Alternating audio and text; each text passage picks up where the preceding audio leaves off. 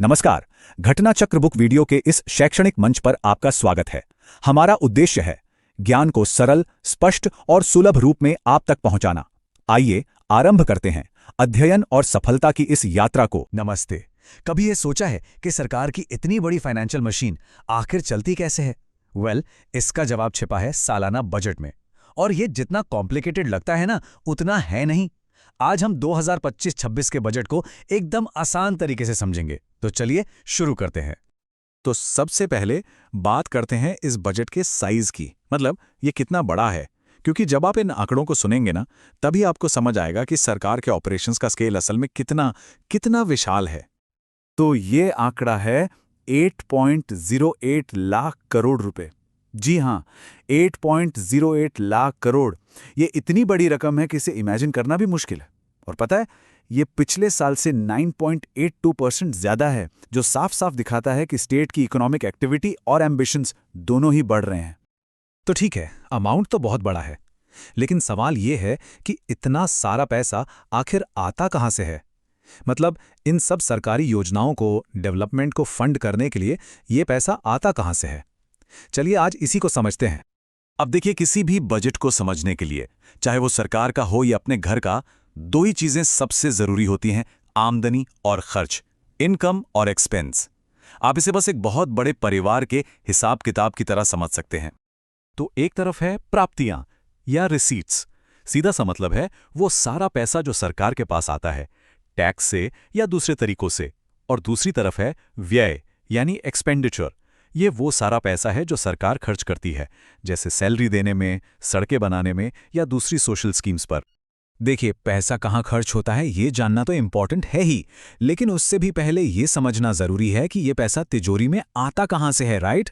तो आज हम सिर्फ सिक्के के एक पहलू पर ही फोकस करेंगे, यानी सरकार की इनकम पर।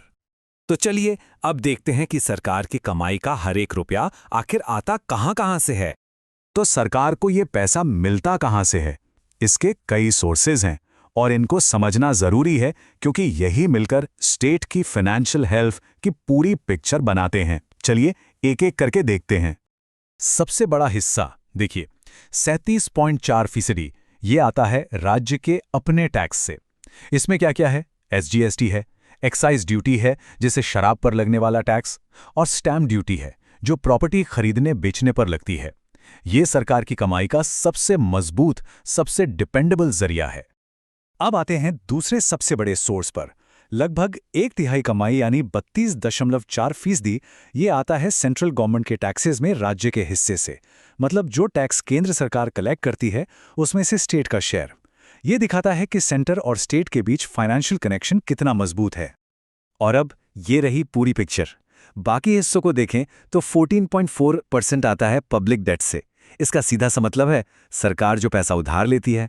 इसके बाद 11.1% आता है ग्रांट एंड एड से, जो केंद्र सरकार खास योजनाओं के लिए देती है।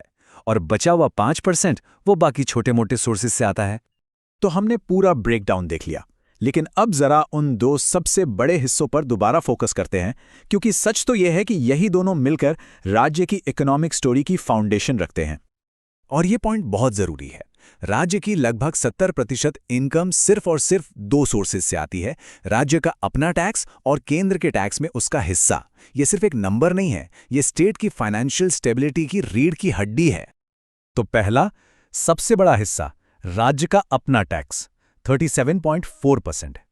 ये नंबर सीधे सीधे दिखाता है कि राज्य के अंदर इकोनॉमी कैसी चल रही है। जब बिजनेस अच्छा चलता है, लोग ज्यादा खरीदारी करते हैं, तो सरकार की ये कमाई भी बढ़ती है।